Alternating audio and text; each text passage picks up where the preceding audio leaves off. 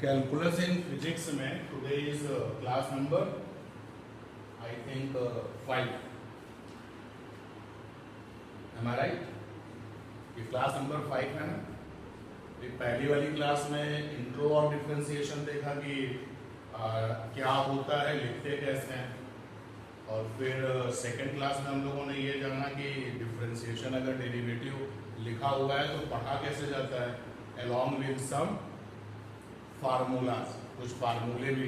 अच्छा, अगर हम यहाँ पर फार्मूला अपडेट करें तो अब आपके पास में एक फार्मूला है डिग्री एक्स एक्स की पावर एन. क्या रिजल्ट मिलता है? एन एक्स की पावर एन माइनस 1. एक फार्मूला आपके पास में है डिग्री एक्स साइन एक्स, तो क्या मिलता है आपको? Cos x. एक फार्मूला है डिग्री एक्स साइन के एक्स, जहां पर के कोई कांस्टेंट है, तो क्या मिलता है? के कॉस के एक्स. एक फार्मूला है आपके पास डिग्री एक्स कॉस एक्स, क्या मिलता है? माइनस का साइन एक्स. एक फार्मूला है डिग्री एक्स कॉस के एक्स, तो मिलता है माइनस का के साइन के एक्स. एक फार्मूला है आपके पास में डिग्री एक्स ई की पावर एक्स, तो रिजल्ट क्या मिलता है? ई की पावर एक्स. मान लो कभी ऐसे आ जाए डिग्री एक्स ई की पावर के एक्स, के यहाँ पर कांस्टेंट है तो आ जाएगा के ई की पावर के एक्स. आपके जो कंपटीटर हैं वो कहते हैं कि ये जो के वाले जो फार्मूले ना, के लगा करके जो रिजल्ट्स लेके जा रहे हैं वो जनरल है. जैसे देखो, ये अगर हमें याद है तो ये अपने आप तैयार हो गया. भाई आपको ये तैयार करना है, ये अपने आप आ गया. देखो ना, के की जगह पे 1 कर दो, जैसे के की जगह पे 1 करोगे तो ये फार्मूला बन जाए. देखो, अगर हम इस फार्मूले में के की जगह पे 1 कर दें तो ये बन जाए, आ जाएगा ना. सिमिलरली अगर आप इसको देखो, के की जगह पे 1 कर दो तो ये बन जाएगा, बन जाएगा ना. करके देखिए, आपको ये याद है, और के की जगह पर 1 कर दिया, ये cos x बन गया, और यहाँ पर के की जगह पे 1 और ये माइनस का sin x बन जाएगा. सिमिलरली देखो, ये के की जगह पे 1 कर दो, ये बन जाएगा. देखो करके, के की जगह पे 1 करो तो रिजल्ट यही बन जाएगा. तो ये जो कांस्टेंट के साथ वाले फार्मूले हैं वो लोगों को ज्यादा पसंद है, क्योंकि उसकी हेल्प से वो और चीजों का भी फार्मूलेशन कर सकते हैं. तो इतने ये फार्मूले अभी तक हम लोगों ने जाने हैं. तो पहली वाली क्लास में डिफरेंशिएशन क्या होता है, लिखा कैसे जाता है, पढ़ा कैसे जाता है, ये देखा. फिर दूसरी वाली क्लास में हमने फार्मूले देखे उसके डिफरेंशिएशंस के, और फिर मोशन से रिलेटेड कुछ क्वेश्चंस किए. और जो सबसे इंपॉर्टेंट बात है, सबसे इंपॉर्टेंट जो इस मोशन के चैप्टर में जो बात है वो ये, अगर आप डिस्प्लेसमेंट टाइम इक्वेशन देते हो, डिस्प्लेसमेंट टाइम इक्वेशन अगर दिया गया, इक्वेशन गिवन, तो वेलोसिटी निकालने का तरीका है, velocity v is equal to derivative लेना होगा. किसका डेरिवेटिव लेना होगा? डिस्प्लेसमेंट का. किसके रिस्पेक्ट में लेना होगा? टाइम के रिस्पेक्ट में. टाइम हमारा t से लिखा जाता है, लेकिन डिस्प्लेसमेंट कभी x से होता है, तो कभी y से होता है, कभी s से होता है. तो जो भी डिस्प्लेसमेंट का सिंबल होगा वो यहाँ लिखा जाएगा, तो वेलोसिटी मिल जाएगी. ये सबसे इंपॉर्टेंट बात है, देखते ही पहचानना. डिस्प्लेसमेंट टाइम इक्वेशन है तो वेलोसिटी के लिए डेरिवेटिव लेना पड़ेगा. और इसी तरीके से अगर वेलोसिटी टाइम इक्वेशन है आपकी, वेलोसिटी टाइम इक्वेशन अगर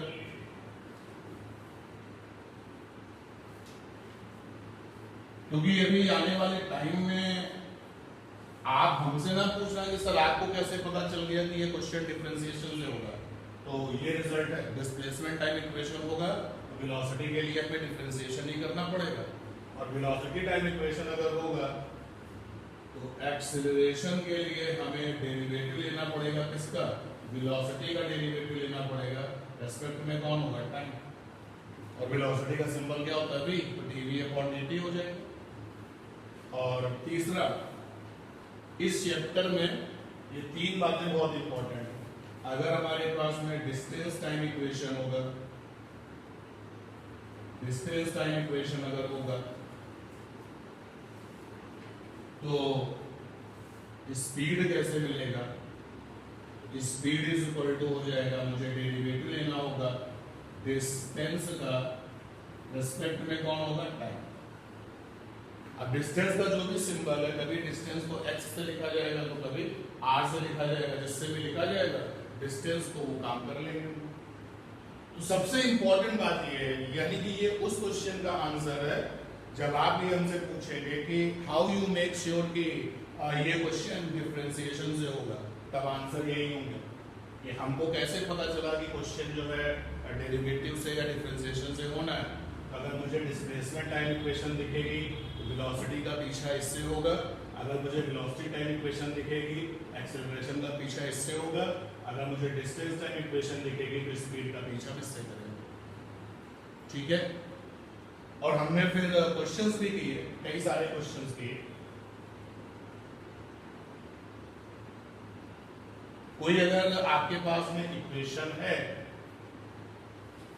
तो आप जरूर जो है मुझे बताएं, जिसका डिफरेंशिएशन करके आंसर आना हो। इसमें से कोई चीज अगर लिखनी है तो लिख सकते हैं।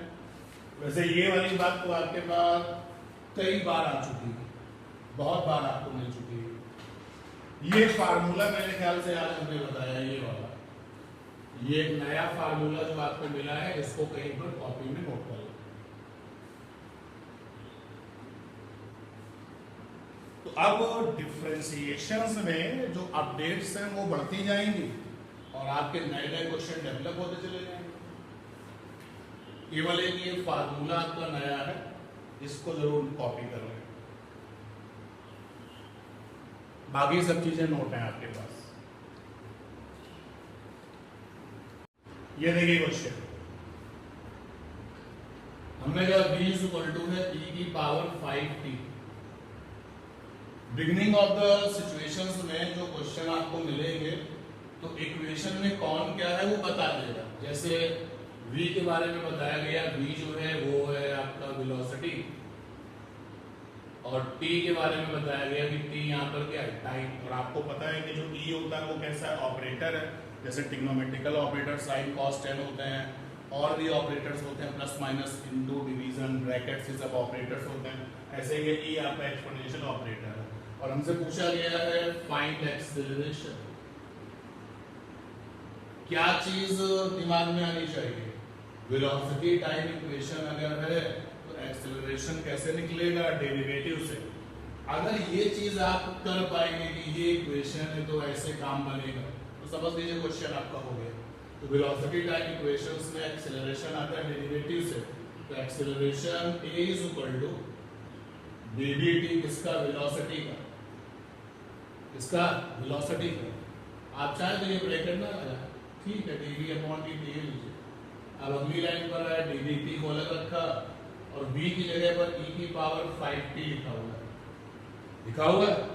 अभी अभी एक फार्मूला अपडेट दिया गया आपको, ddx e की पावर kx क्या होता है, k e की पावर kx लगा दीजिए, यहां से आ जाएगा 5 e की पावर 5t। ये आंसर हो गया एक्सेलरेशन।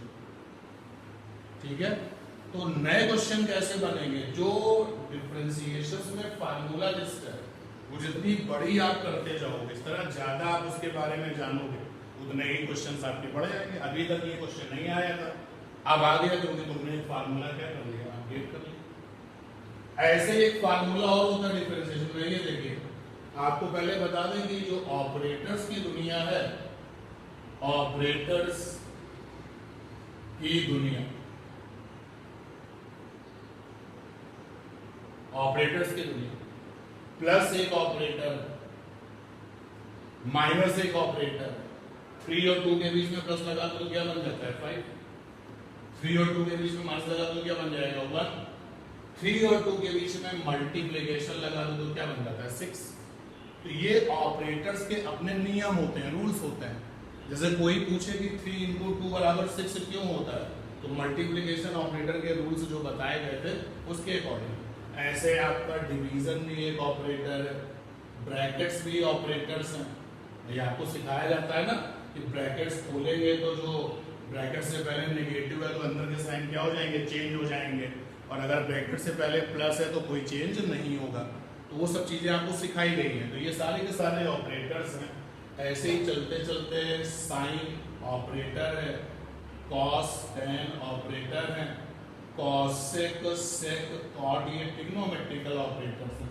इनके भी रूल्स आपको पता चलते हैं जब आप अपनी प्रीवियस क्लास में थे 9th और 10th स्टैंडर्ड में। इस साइन 30 की वैल्यू हाफ होती है, sine square theta plus cos square theta is equal to 1 होता है। तो आप इन ऑपरेटर्स के रूल जानते हो क्योंकि आपने इनको बहुत ज्यादा पढ़ा है। इसी तरीके से जो ई है ना, ये भी एक ऑपरेटर है, एक्सपोनेंशियल ऑपरेटर होता है।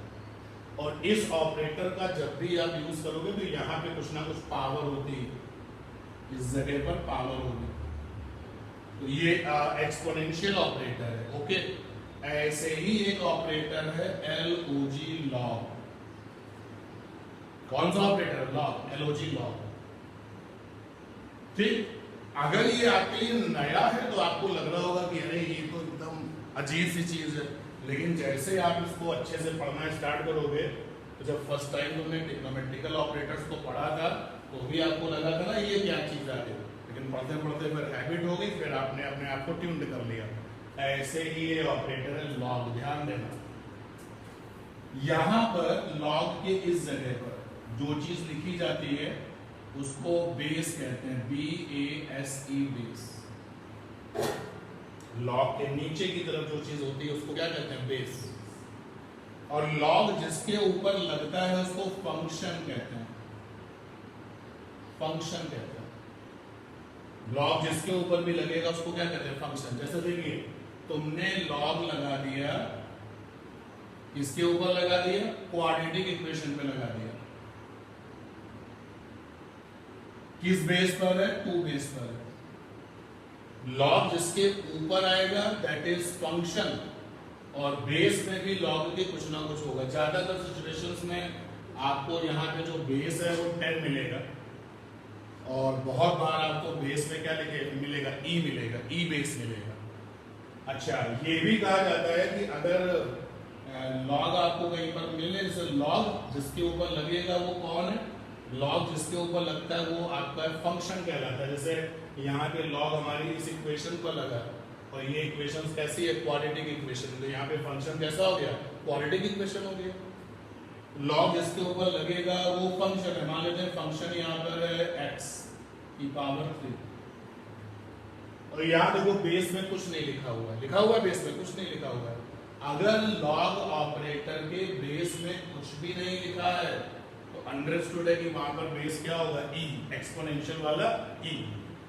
यानी कि यहाँ पर कोई पूछे कि बेस कौन है तो आप बताओगे ई बेस है। कौन सा बेस है? ई बेस है। ओके, क्लियर है? एक फार्मूला और अपडेट करते हैं, डी एक्स है और लॉग एक्स है। लॉग एक्स, लॉग किस पर लगा हुआ है? एक्स पर लगा है। देखो बेस की जगह पे कुछ लिखा हुआ है? नहीं लिखा हुआ है। इसका मतलब कौन सा बेस है? ई बेस है। तो ई बेस अगर है तो लिखा है या नहीं लिखा है? ओके, चलो मैं यहाँ लिख देता हूँ, लेकिन अगर ना लिखा हो तो समझ जाना बेस कौन है? ई बेस है। तो बेटा इसका जब डेरिवेशन लेते हैं, डिफरेंशिएशन लेते हैं तो 1/x आता है। देखिए एक नया फार्मूला आपने और अपडेट कर लिया, एक क्वेश्चन मिलेगा, देखो कैसे। ध्यान देना, x इज इक्वल टू है log t। x यहां पर डिस्प्लेसमेंट है और t यहां पर टाइम है। क्या बेस में कोई दिखाई दे रहा है? इसका मतलब बेस में कौन है? ई बेस अगर है तो आप उसको ना लिखा अंडरस्टूड करता है। तो यहां पर देखिए डिस्प्लेसमेंट टाइम की इक्वेशन है, और डिस्प्लेसमेंट टाइम की इक्वेशन है तो पूछा गया है फाइंड वेलोसिटी। अब आपका बेसिक फंडा क्या है? अगर डिस्प्लेसमेंट टाइम की इक्वेशन होती है तो वेलोसिटी इज इक्वल टू होता है, बताओ भाई पूरा रिजल्ट बताइए। वेलोसिटी इज इक्वल टू क्या होता है? डिस्प्लेसमेंट का डेरिवेटिव। डिस्प्लेसमेंट यहाँ पे किससे लिखा गया, एक्स से, तो डिस्प्लेसमेंट का डेरिवेटिव मतलब dx/dt। अब इसके बाद क्या करेंगे आप, x की जगह पर वैल्यू पुट अप करेंगे, क्या है x की वैल्यू log t, और आप देखो जरा इस फार्मूले को और यहाँ पर जो रिजल्ट है उसको देखो, हो गई मैचिंग, क्या बन जाएगा 1/t, जहां पर x है वहां पे क्या चल रहा है, क्या बताने की कोशिश कर रहा हूं, डिफरेंशिएशन में जो फार्मूला लिस्ट होती है ना, जैसे जैसे आप उस फार्मूले लिस्ट को आगे बढ़ाओगे, या अब हम थोड़े से नए फार्मूले भी देख लेते हैं। जैसे आज की क्लास में मैंने नया फार्मूला ये बनाया क्या बताया आपको, और एक फार्मूला ये बताया, देखो दो नए क्वेश्चन आ गए, ठीक है। लेकिन बहुत लिमिटेड है, फिजिक्स में डिफरेंशिएशन में बहुत फार्मूले हैं, अगर लिखने बैठे तो आपके अपने रजिस्टर के 2 पेज भर सकते हैं, इधर वाला बहुत अच्छे से भर जाएंगे, लेकिन फिजिक्स में आपको वो सारे फार्मूले नहीं करने हैं, हार्डली 9-10 फार्मूले हैं जिनको भी आपको तैयार करना है, ठीक है। आइए भाई सब्जेक्ट्स के साथ,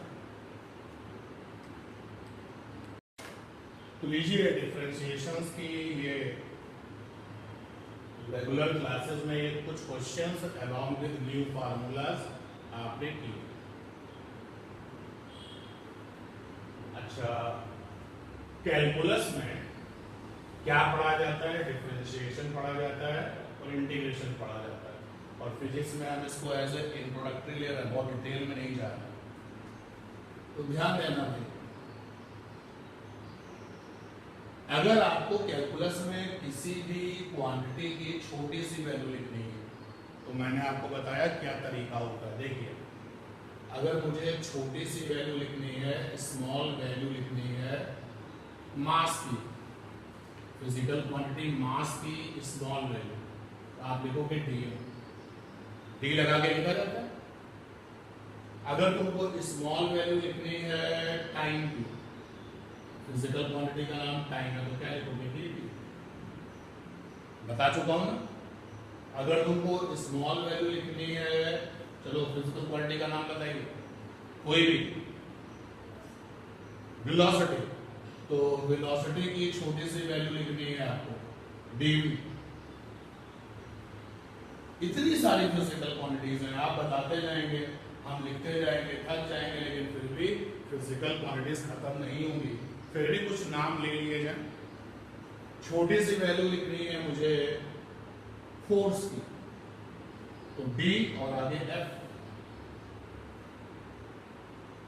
तो छोटी वैल्यू लिखने का तरीका क्या है, ये देखो फंडा है, small value of physical quantity, physical quantity, बेटा इसको लिखने का तरीका होता है डी, यहां पर हम क्या यूज करते हैं, symbol of physical quantity, symbol of physical quantity. ये है कैलकुलस में छोटी सी वैल्यू लिखने का तरीका। जो कैलकुलस की दुनिया है वो फ्रॉम द न्यूटन है, न्यूटन वाज द मैन जिसने इस मैथमेटिकल टूल को डेवलप किया हुआ कैलकुलस, और भी कई सारे लोगों के फिर वहां पर रोल्स हैं। वही तो आपने काम किया, मास का सिंबल m होता है तो m लगा दिया d के साथ, टाइम का सिंबल t होता है तो t लगा दिया, वेलोसिटी का सिंबल v होता है तो v लगा दिया d के बाद, और ऐसे फोर्स का सिंबल f होता है तो f लगा दिया। तो व्हेन आई एम आस्किंग कि how we write the small value of physical quantity, तो आपका आंसर होगा कि small value of physical quantity में हम सिंबल d लेते हैं, और उसके बाद में जिस फिजिकल क्वांटिटी की बात करनी है वो सिंबल हम यूज कर देते हैं। कोई और फिजिकल क्वांटिटी का नाम लीजिए, प्रेशर, तो प्रेशर का सिंबल क्या होता है P, तो स्मॉल वैल्यू ऑफ प्रेशर, तो लीजिए भाई dP, गॉट इट, ठीक है। अब देखो ये लिखी है छोटी सी वैल्यू, मास की छोटी सी वैल्यू, हमें चाहिए मास की टोटल वैल्यू, ध्यान देना टोटल वैल्यू चाहिए, टोटल वैल्यू इसकी मास की, टोटल वैल्यू ऑफ मास। तो ये जो छोटी सी वैल्यू है ना, इसको लीजिए और ये सिंबल यूज करिए, ये इस सिंबल को कहते हैं इंटीग्रेशन। क्या कहते हैं? इंटीग्रेशन। ये जो सिंबल है आपका ये, that is called integral operator, also called the integration. और अगर छोटी सी वैल्यू पर इसको लगा दोगे तो कहा जाएगा टोटल वैल्यू। बेटा ये क्या है? मास की छोटी वैल्यू। तुमने छोटी सी वैल्यू पर इंटीग्रेशन लगा दिया तो क्या पढ़ा जाएगा? Total value. और आगे देखिए, अगर हम dt के ऊपर इंटीग्रेशन लगा दें तो क्या पढ़ा जाएगा? Total value of time. अगर मैं dv पर इंटीग्रेशन लगा दूं तो ये क्या बन जाएगा? टोटल वेलोसिटी, या आप कह सकते हो टोटल वैल्यू ऑफ वेलोसिटी। अगर मैं df के ऊपर इंटीग्रेशन लगा दूं तो ये क्या बन जाएगा? Total force. समझ पा रहे हैं? और अगर हम dt पर इंटीग्रेशन लगा दें तो ये क्या बन जाएगा? Total pressure. तो क्या तुमको बताया मैंने? छोटी सी वैल्यू पर इंटीग्रेशन लगा दो। इंटीग्रेशन का जो ऑपरेटर इंटीग्रेशन है उसका सिंबल ये होता है। जैसे ये छोटी सी वैल्यू पर लगता है तो वो छोटी सी वैल्यू किस में बदल जाती है? टोटल वैल्यू में बदल जाती है। तो लीजिए भाई क्या सीखा? छोटी सी वैल्यू लिखने का तरीका ये है। और अगर हमें टोटल वैल्यू लिखनी है किसी फिजिकल क्वांटिटी की, total value of physical quantity, तो हमें इस छोटी सी वैल्यू पर इंटीग्रेशन लगाना पड़ेगा। इंटीग्रेशन का साइन लगाइए और यहां पर छोटी सी value, symbol of physical quantity, physical quantity. चलिए ध्यान देना, मैंने लिखा dx, इंटीग्रेशन के अंदर dx लिखा। तो तुम्हारा केवल काम ये है कि सर x का मतलब मुझे बताइए। हमने कहा x यहाँ पर डिस्प्लेसमेंट है, तो यानी कि ये dx से क्या होगा? छोटा सा डिस्प्लेसमेंट। लेकिन इंटीग्रेशन लग गया है तो इसको क्या पढ़ेंगे? Total displacement. समझ पा रहे हैं बात को? अगर छोटी वैल्यू पर इंटीग्रेशन लगा है तो क्या बन जाता है? टोटल बन जाता है। क्या बन जाता है? टोटल। और एक छोटी सी वैल्यू पर इंटीग्रेशन लगाते हैं, जैसे ये हमारे पास में है एक छोटी सी फिजिकल क्वांटिटी है, कुछ भी नाम ले लो, कोई भी नाम लीजिए आप, कोई भी फिजिकल क्वांटिटी जो आपके। स्पीड, चलिए छोटी सी वैल्यू स्पीड की है, मैंने उस पर इंटीग्रेशन लगा दी तो ये v यहाँ पर स्पीड है, तो dv क्या बन गया? छोटी सी वैल्यू ऑफ स्पीड। इंटीग्रेशन लग गया तो ये क्या बन जाएगा? Total speed. क्या तुम्हें ये पता चल चुका है कि ये जो इंटीग्रेशन वाला ऑपरेटर है वो दिखता कैसे है? पता चल चुका है। और क्या तुम ये जान चुके हो कि इंटीग्रेशन वाले ऑपरेटर को किसके ऊपर लगाया जाता है? छोटी सी वैल्यू पर लगाया जाता है। जैसे ही छोटी सी वैल्यू पर ये ऑपरेटर आता है तो वो क्या बन जाता है? Total. Okay, go for this. जो भी आप यहाँ पढ़ रहे हैं through the differentiation and integration will be helpful in physics. अब वो चाहे 12th लेवल की फिजिक्स हो या फिर 11th लेवल की। एक बात और जानिए आप, छोटी वैल्यू ली, उसको इंटीग्रेट कर दिया, क्या बन गई? Total value. इसको बोलते हैं एक्सपेंशन। क्या कहते हैं? एक्सपेंशन। तो छोटी वैल्यू को बड़ी वैल्यू में बदल देना क्या कहलाता है? एक्सपेंशन। और ये काम हमने इंटीग्रेशन की हेल्प से किया है। अब बारी है कि जो इंटीग्रेशन मेरे सामने लिखा हुआ है, एक तो लिखने का तरीका, छोटी वैल्यू पर कैसे काम करता है ये तो जान ही लिया। तो इंटीग्रेशन लिखा कैसे जाता है, पढ़ा कैसे जाता है, ध्यान देना, समझना बात को भाई। जब भी आपको इंटीग्रेशन मिलेगा ना तो आपके पास में दो बॉक्स होंगे। ये पहला बॉक्स होगा और यहां पर ये दूसरा बॉक्स होगा। अभी जो तुमने इंटीग्रेशन लगाया है वो छोटी वैल्यू पर लगाया है। अब थोड़ा सा और आगे चलते हैं कि इंटीग्रेशन को जब तुम और आगे देखोगे तो इंटीग्रेशन के अंदर दो बॉक्सेस होंगे, पहला वाला बॉक्स और दूसरा वाला बॉक्स। दूसरे वाले बॉक्स में क्या लिखा होगा? दूसरे वाले बॉक्स में लिखा होगा small value of physical quantity, small value of physical quantity.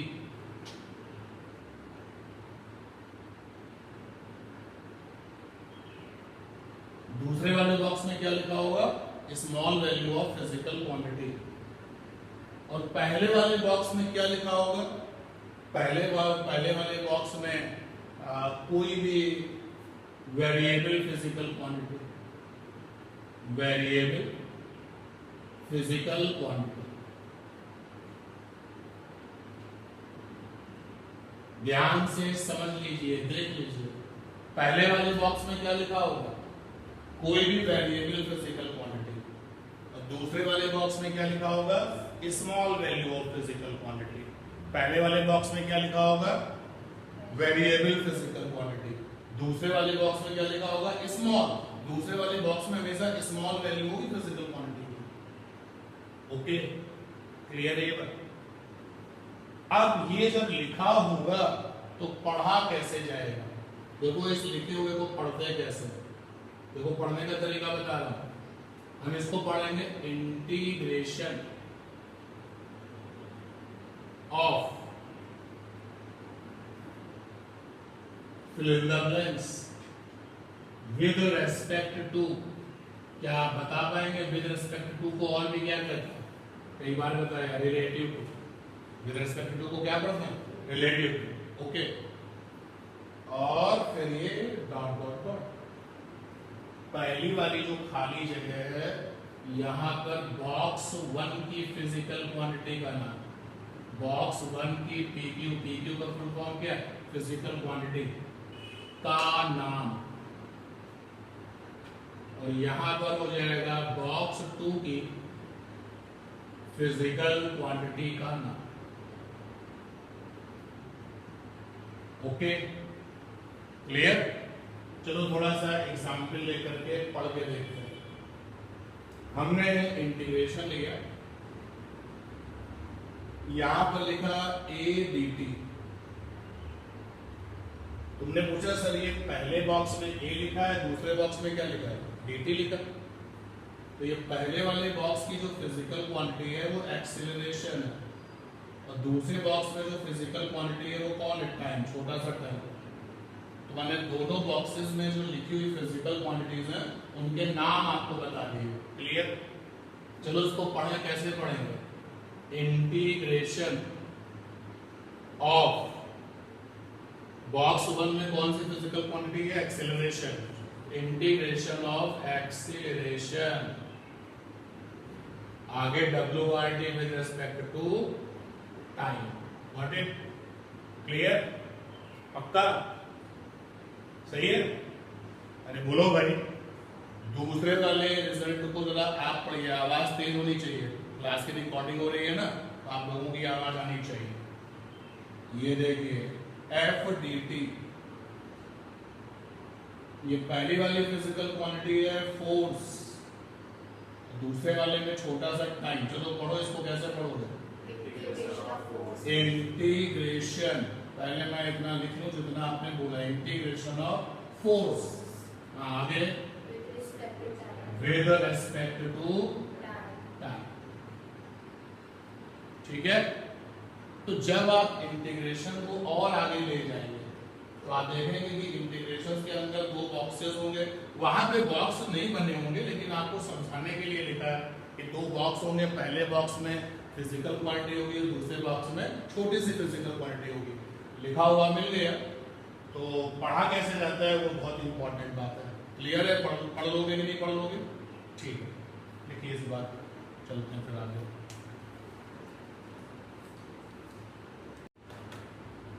अब जैसे आपने डिफरेंशिएशन में कुछ फार्मूले पढ़े थे, देखे थे, ऐसे ही इंटीग्रेशन में भी कुछ फार्मूले जरा उनको जान, क्योंकि फिजिक्स में जब आप इनको यूज करेंगे तो इनके जो फार्मूले हैं उनको डिराइव नहीं करेंगे। इंटीग्रेशन में फिलहाल हम आपको एक फार्मूला दे रहे हैं। इंटीग्रेशन है, मैंने कहा दो बॉक्सेस होंगे, पहले वाले बॉक्स में कोई फिजिकल क्वांटिटी होगी और दूसरे वाले बॉक्स में small value of physical quantity होगी। यहां पर लिखा है, पहले वाले बॉक्स में लिखा है x की पावर n और दूसरे वाले बॉक्स में लिखा है dx। तो x यहां पर क्या है, कोई फिजिकल क्वांटिटी है और dx क्या हो जाएगा, छोटी वैल्यू फिजिकल क्वांटिटी। क्लियर है बेटा? ये रिजल्ट होता है x की पावर n+1 अपॉन n+1। ठीक है, ये फार्मूला याद कर लो। डिफरेंशिएशन में कई सारे फार्मूले थे, इंटीग्रेशन में भी कई सारे फार्मूले होंगे, लेकिन आपको बहुत लिमिटेड फार्मूले याद रखने हैं। क्लियर ये बात? सोचो अगर n की वैल्यू 0 हो जाए तब ये रिजल्ट कैसा दिखेगा? यहाँ x की पावर 0 हो जाएगा और x की पावर 0 हो जाएगा तो क्या बन जाएगा, 1। तो केवल dx रह जाएगा। बोलो, उधर राइट हैंड साइड में n की जगह पे 0 लिखो तो क्या मिलेगा, x मिलेगा। तो अकेले dx का इंटीग्रेशन क्या होता है, x। क्लियर? बोलो, तो देखो जरा पीछे चलो। अब छोटी सी वैल्यू मास की dm, इंटीग्रेशन ऑफ dm क्या हो जाएगा, यार अकेले dx का x हो गया ना, तो जब छोटा सा वैल्यू आपने मास का लिखा था तो किससे लिखा था, dm, और जब टोटल वैल्यू आपने लिखा था तो इंटीग्रेशन ऑफ dm। अब इंटीग्रेशन ऑफ dm की वैल्यू क्या हो जाएगी, m। जैसे dx का इंटीग्रेशन क्या होता है, x। ऐसे आपने छोटी सी वैल्यू लिखी थी फोर्स की, आप क्या लिखोगे, f। Got it? क्लियर है बात? बोलो भाई। अच्छा, यहाँ पर कुछ लोग कांस्टेंट भी लगाते हैं, लगाना नहीं चाहिए, लेकिन ये कांस्टेंट वाली बात जो है तुम केवल सुनो और समझो कि जब इंटीग्रेशन का फार्मूला हम लगा लेते हैं तो आगे जाकर के प्रश्न में क्या लगाते हैं, कांस्टेंट। हमें उस कांस्टेंट की वैल्यू निकालनी पड़ती है, बट डोंट वरी, आपको निकालनी नहीं पड़ेगी, क्योंकि आपको इस कांस्टेंट का कोई रोल नहीं है। और जब मैथ में आप इसको पढ़ोगे 12th में, तो फिर ये सारी चीजें बहुत ही बेसिक सी हो जाएगी कि अरे हाँ ये तो हम सब जानते हैं। तो कांस्टेंट लगाया जाता है, लेकिन उस कांस्टेंट की वैल्यू आपके लिए वहां कोई रोल नहीं है। क्लियर है बात? इतनी बात सही है। तो दूसरे फार्मूले की तरफ चलते हैं। इंटीग्रेशन का दूसरा फार्मूला, पहले बॉक्स में sin x है, दूसरे बॉक्स में dx है, रिजल्ट आता है माइनस का cos x। सभी लोग ध्यान दें, फार्मूला नंबर 2, ठीक है। लेकिन अगर तुम यहां पे k लगा लो, k, तो ये रिजल्ट ऐसा बनेगा, माइनस का 1/k cos kx। k वाला फार्मूला याद रखना ज्यादा अच्छा है। अगर k बराबर 1 हो तो ये sin x का बन जाएगा। और नेक्स्ट है cos kx, पहले बॉक्स में है, दूसरे बॉक्स में dx है, रिजल्ट होता है 1/k cos sin kx। sin के केस में यहाँ पे cos आता है माइनस लगा के, और cos के केस में यहाँ पे sin आता है माइनस। और k यहाँ पर क्या है, कांस्टेंट है, तो k बराबर 1 हो सकता है। अगर k बराबर 1 है तो ये फार्मूला आपको वैसे ही बन जाएगा, sin x dx is equal to क्या बनेगा, ये sin x dx is equal to क्या बनेगा, माइनस का cos x। और यहाँ पे k बराबर 1 रखोगे तो बनेगा cos x dx is equal to sin x। Clear?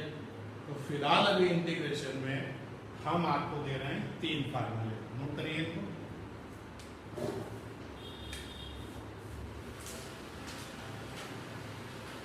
तो क्या क्या करना हम लोगों ने, छोटी सी वैल्यू पर अगर इंटीग्रेशन लगा दिया जाए तो बन जाती है टोटल वैल्यू। और फिर इंटीग्रेशन के अंदर हमें 2 बॉक्सेस में लेंगे, पहले बॉक्स में फिजिकल क्वांटिटी होगी, दूसरे बॉक्स में छोटी सी वैल्यू होगी फिजिकल क्वांटिटी की, पढ़ा कैसे जाता है। और फिर इसके बाद में जो है ये 3 फार्मूले, ठीक है। अच्छा, इंटीग्रेशन जब हम करेंगे तो जरा इस रिजल्ट को देखो, मैं रिजल्ट के थ्रू बताना चाह रहा हूँ। मान लीजिए हमसे पूछा गया सॉल्व इंटीग्रेशन x की पावर 4 dx, ये हमसे पूछा गया। सॉल्व कर लिए गए x की पावर 4 dx, तो ये किससे मिल रहा है? ये x की पावर n dx से मैच कर रहा है। फंडा होता है x की पावर n+1 अपॉन n+1। यहाँ पर लिखा x की पावर 4+1 अपॉन में 4+1, तो सॉल्व हो गया, क्या आ गया? x की पावर 5 अपॉन 5। आ गया आंसर? क्लियर? फिजिक्स में जो इंटीग्रेशंस होंगे वो लिमिट्स के साथ होंगे। अब लिमिट्स का क्या मतलब है, जैसे देखिएगा इस क्वेश्चन के थ्रू समझिएगा। यहां पे लिखा है 2 और यहां पे लिखा है 5। तो जो नीचे लिखा जाता है उसको बोलते हैं लोअर लिमिट। क्या लिखा जाता है? Lower limit. और जो ऊपर लिखा जाता है उसको क्या कहते हैं? Upper limit. अब आपका जो इंटीग्रेशन है वो डेफिनिट हो जाता है। क्या हो जाता है? डेफिनिट। जब लिमिट्स लगा दिया जाए तो आपका जो इंटीग्रेशन है वो क्या बन जाता है?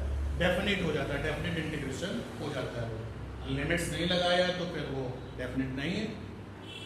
अच्छा, लिमिट्स लगी हुई हैं, तो जब इंटीग्रेशंस में लिमिट्स लगती हैं, ध्यान देना, तो पहला काम है कि आप लिमिट्स को भूल जाओ। फार्मूला जो होता है वो लगा लो। हम लिमिट्स को भूल गए, फार्मूला लगाया, आंसर ये आ गया। अब जब आंसर आ गया तो उस आंसर को ब्रैकेट में बंद कर दीजिए।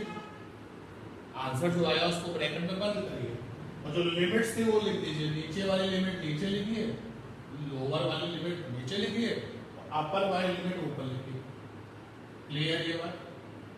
यानी कि यहाँ पर आपको lower limit, L for lower limit और U फॉर अपर लिमिट। अब आपको लिमिट्स लिख देनी होती है। फिर क्या करना होता है आगे देखो। इसके बाद में आपको क्या करना होता है, जो वेरिएबल है, यहाँ पर वेरिएबल कौन है? x, उसकी जगह पर अपर लिमिट लिखिए।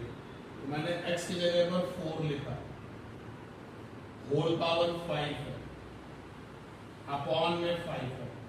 सुनो, ये सुनने से काम चलेगा, ये लिखने से काम नहीं चलेगा। पहले उस वेरिएबल पर क्या लगाइए? Upper limit. तो मैंने x की जगह पर अपर लिमिट लिखी तो 4 है, बाकी सब कुछ वैसे। फिर माइनस का साइन, उसी x की जगह पर क्या लगा देंगे? Lower limit. लोअर लिमिट क्या है? 2।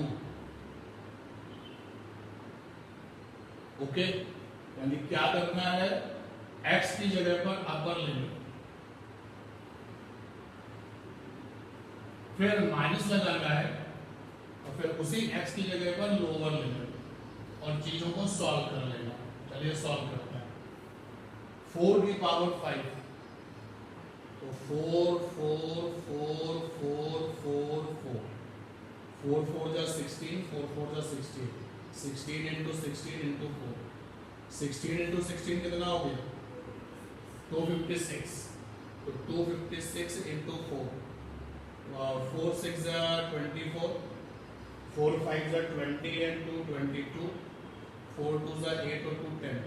तो ये आ गया 1024 अपॉन 5 माइनस, और 2 की पावर 5 क्या हो जाएगा? 32 अपॉन 5। तो सॉल्व करेंगे तो ये 32 सॉल्व कर लीजिए, ये 2 हो जाएगा, 9 10 11 12, ये 9 आ जाएगा, ये 9 आ जाएगा, 9 9 2/5। और सॉल्व करेंगे तो 5 बन जाए 5, 4 9 49, 5 9 जा 45, और 45 46 47 48 49, 4 आ गया, 5 8 जा 40 एंड 5 4। ये आंसर है। यानी इंटीग्रेशंस में अगर लिमिट्स लगी हुई है, आपको पहले फार्मूला लगा लेना है, उसके बाद में जहां वेरिएबल है वहां पर अपर लिमिट, फिर माइनस, और फिर उसी वेरिएबल पे क्या लगानी है? Lower limit. क्लियर है बात? तो इस क्वेश्चन को मैं यहाँ बोर्ड पर रहने देता हूँ। आप जरा इस क्वेश्चन को थोड़ा सा ट्राई करें अपनी कॉपी में। हमें सॉल्व करना है x की पावर 2 dx को लिमिट से 1 से 3।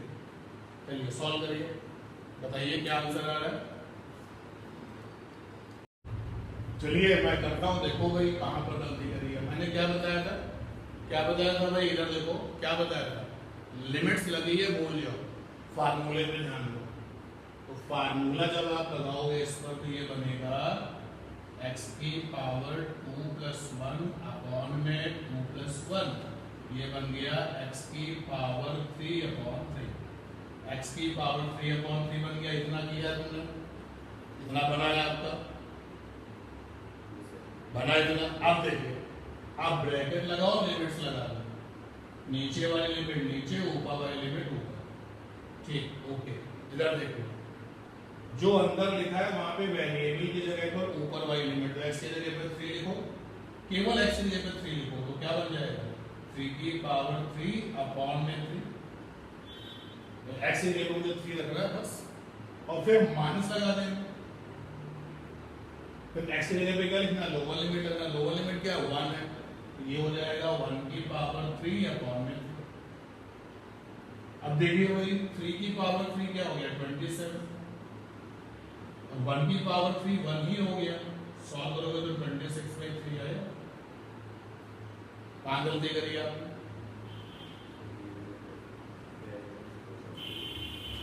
अब क्लियर है कि नहीं क्लियर है। उसी वेरिएबल पर अपर लिमिट माइनस उसी वेरिएबल पर लोअर लिमिट, कुछ नहीं करना, ठीक है ये बात क्लियर। अब आगे चलते हैं भाई, देखना मैं गलती कहां कर रहा हूं, हटा रहा हूं इसको।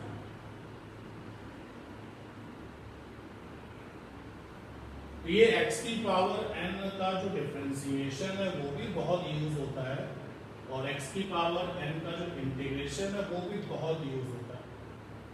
अगर इंटीग्रेशन में लिमिट्स लगी हुई है तो डेफिनेट इंटीग्रेशन हो जाता है, और अगर लिमिट्स नहीं लगी हुई है तो फिर इनडेफिनिट हो जाता है, ठीक है। अच्छा, जो इंटीग्रेशन करने के बाद जो कांस्टेंट लगाने की आदत होती है वो इनडेफिनिट में होती है, डेफिनेट में नहीं होती है।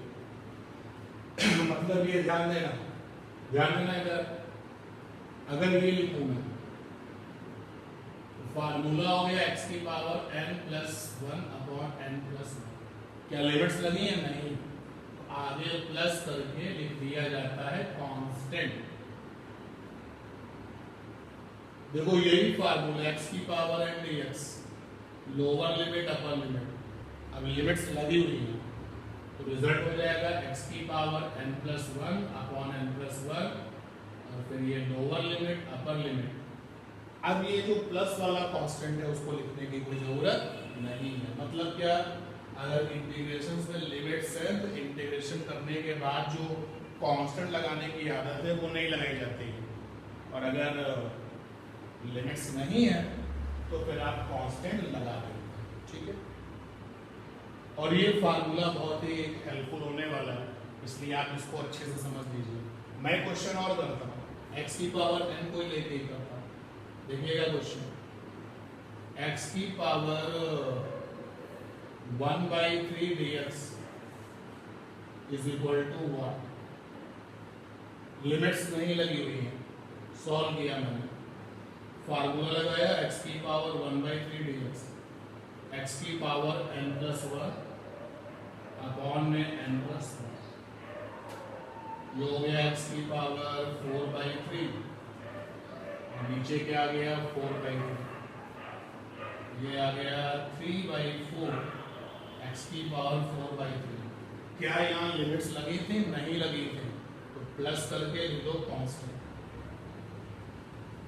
खत्म हो गया क्वेश्चन। क्लियर की बात, समझ पा रहे हो इस चीज को। अगर आपको ये चीज याद रहने वाली है तो नोट करने की कोई जरूरत नहीं है।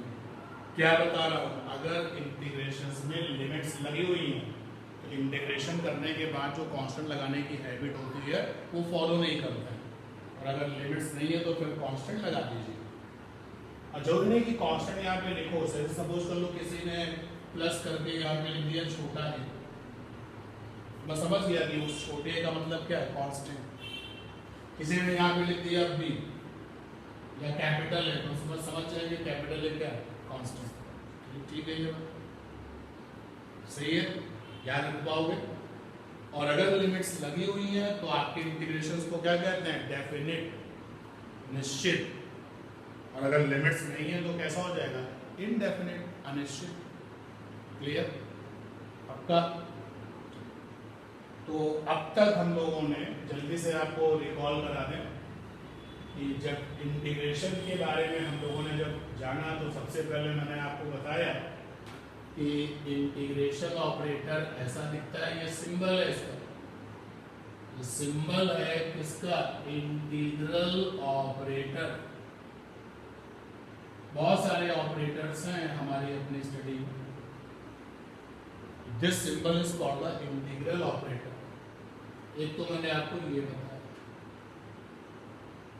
जब हम छोटी सी वैल्यू पर इसको लगाते हैं, small value of physical quantity, जिसको अगर हम लिखेंगे तो ऐसे लिखेंगे D, symbol of physical quantity,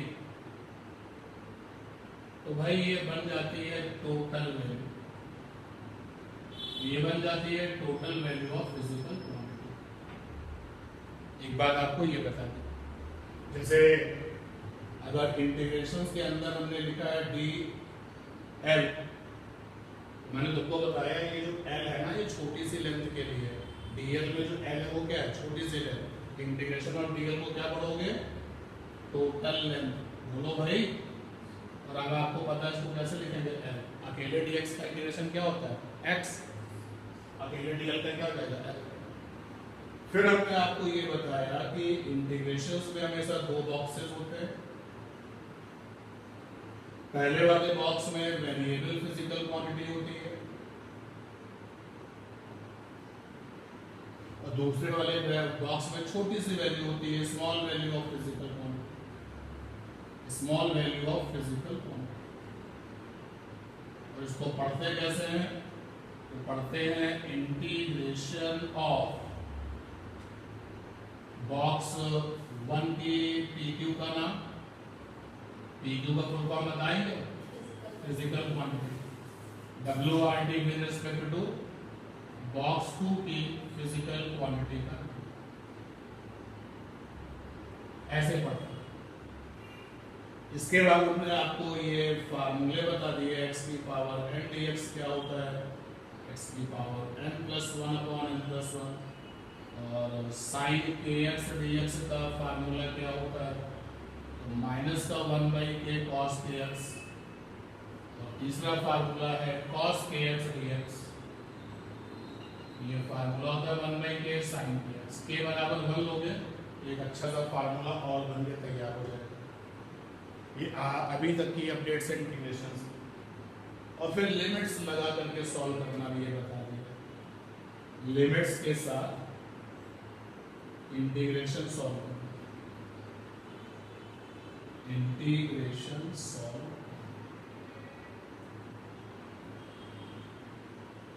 done, इतनी बातें आपको